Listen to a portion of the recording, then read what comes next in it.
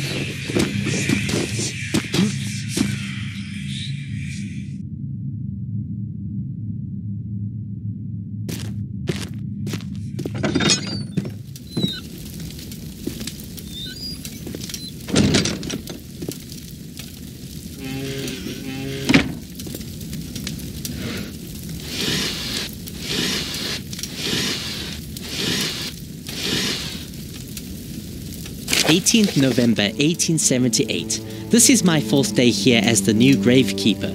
Finally, a comfortable career. No more hard construction work, no more heavy lifting, and most importantly, no more garbage collecting.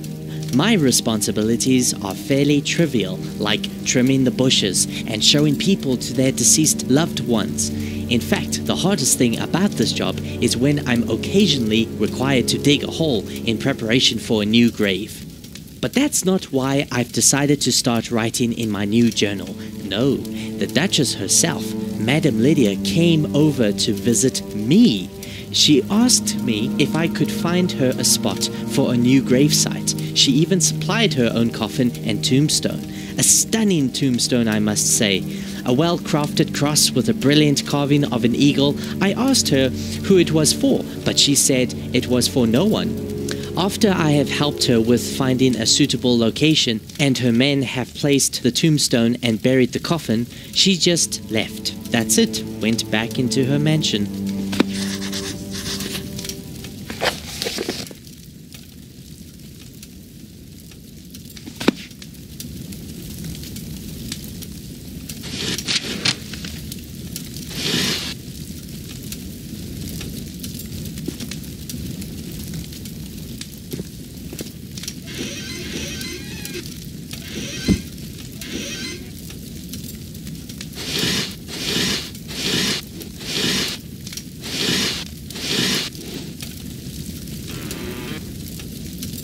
26 November 1878. Boy, do I have an interesting story to tell.